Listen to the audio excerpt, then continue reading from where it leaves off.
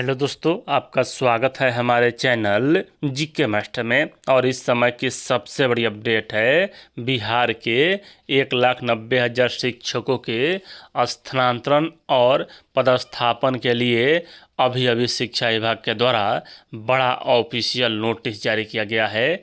और इसमें नियोजित, सक्षमता पास और बीपीएससी और नियमित सभी शिक्षकों के बारे में चर्चा किया गया है। तो सभी शिक्षकों का यहाँ स्थानांतरण होने वाला है नई नियमावली के तहत। यहाँ देख सकते हैं बिहार सरकार शिक्षा विभाग।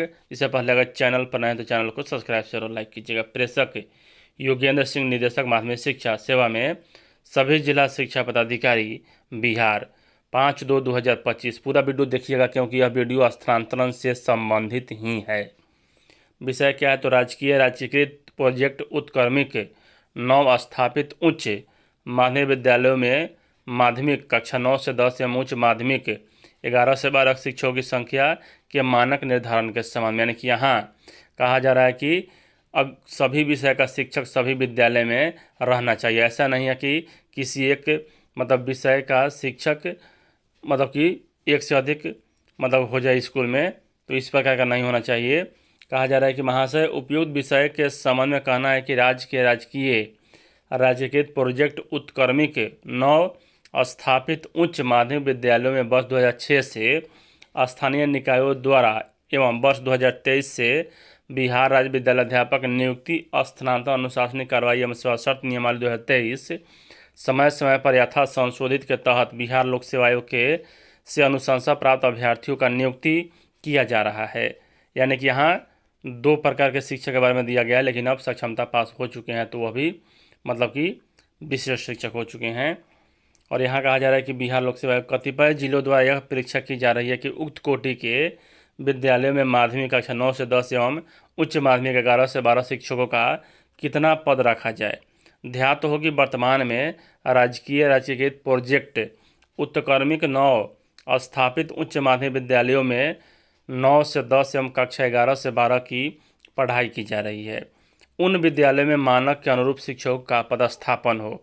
देख लीजिए, पदस्थापन के बारे में कहा जा रहा है कि ऐसा ना हो कि कहीं शिक्षक की संख्या अधिक हो जाए, बच्चों की संख्या कम हो जाए, कहीं बच्चों की संख्या अधिक हो जाए और शिक्षकों की संख्या कम हो जाए। तो इस प्रकार का नहीं होना चाहिए, क्योंकि यह जो स्थानांतरण है वह स्थायी है, तत्काल इसके बाद कोई स्थानांतरण नहीं होगा इन शिक्षकों का। बाकी जिनका स्थानांतरण नहीं हुआ उनका होगा।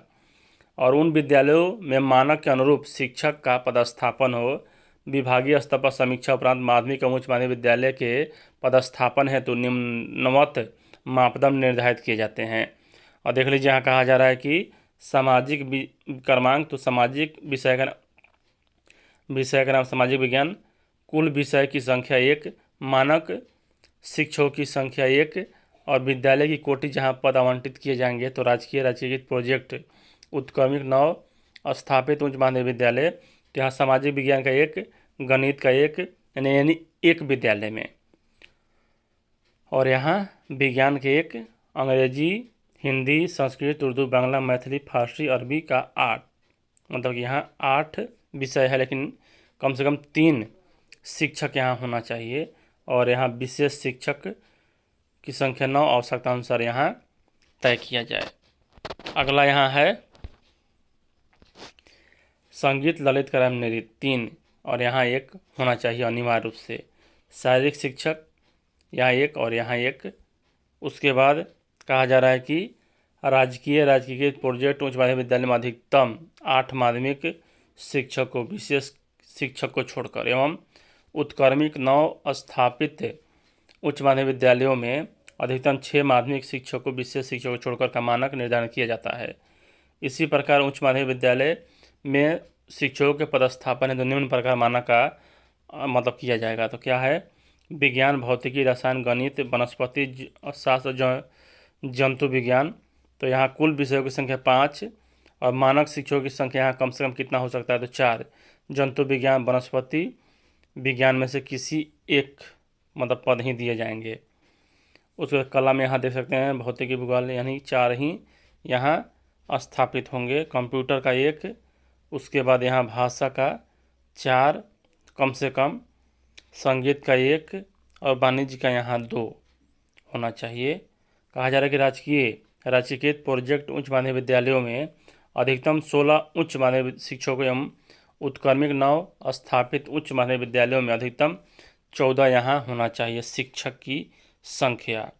उसके बाद यहाँ क्या कहा जा रहा है कि माध्यमिक एवं उच्च माध्यमिक विद्यालय में भाषा का मानक निर्धारण करते समय यह बात का ध्यान रखा जाए कि हिंदी, अंग्रेजी, उर्दू जहाँ उर्दू भाषी छात्र हों एवं संस्कृत जहाँ संस्कृत का छात्र उपलब्ध हो, विषय में माध्यमिक या उच्च माध्यमिक पद पर या अवश्य दिया जाए। और यहाँ कहा जा रहा है कि एक कक्षा में 60 छात्र छात्राओं में यहाँ अधिक नामांकन होने की स्थिति में उप कक्षा सेक्शन का संचालन किया जाए। तदनुसार शिक्षकों की आवश्यकता कालन यहाँ मानक निर्धारण किया जाए।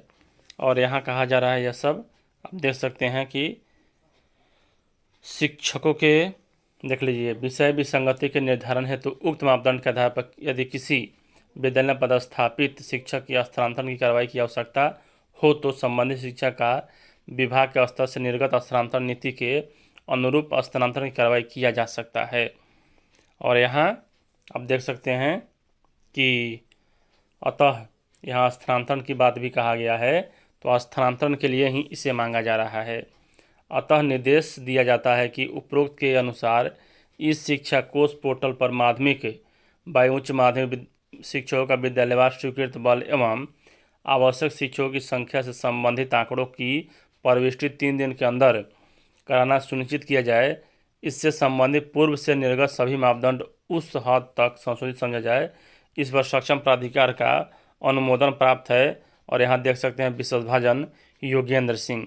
यानी यहाँ मुख्य बात जो आप देख सकते हैं कि कहा जा रहा है कि विषय विसंगति के निर्धारण हेतु उक्त मापदंडों के आधार पर यदि किसी विद्यालय में पदस्थापित शिक्षक के स्थानांतरण की आवश्यकता हो तो संबंधित शिक्षा विभाग के स्तर से निर्गत स्थानांतरण नीति के अनुरूप स्थानांतरण की कार्रवाई किया जा सकता है। यानी कि यहाँ स्थानांतरण के लिए ही इस बात का मतलब कि जिक्र किया गया है इसमें, तो स्थानांतरण ही होने वाला है। और सभी शिक्षक परेशान हैं तो चिंता नहीं होइए, क्योंकि यहाँ आपका समय अब नज़दीक आ चुका है स्थानांतरण का। और चैनल पर नए हैं तो चैनल को सब्सक्राइब शेयर और लाइक जरूर कर लीजिएगा। यहाँ पल पल की अपडेट आपको सबसे पहले उपलब्ध कराया जाता है। तो यहाँ यह सब हुआ। और यहाँ आप जीके मास्टर चैनल से जुड़े रहेंगे तो 24 घंटे कभी भी अपडेट जान सकते हैं। तो चलिए यहाँ यही अपडेट है। वीडियो देखने के लिए धन्यवाद। चैनल से जुड़े रहें ऐसे ही पल पल की अपडेट जानने के लिए। तो यहाँ नामांकन का जो आधार है वह हो चुका है और यहाँ ये सब है।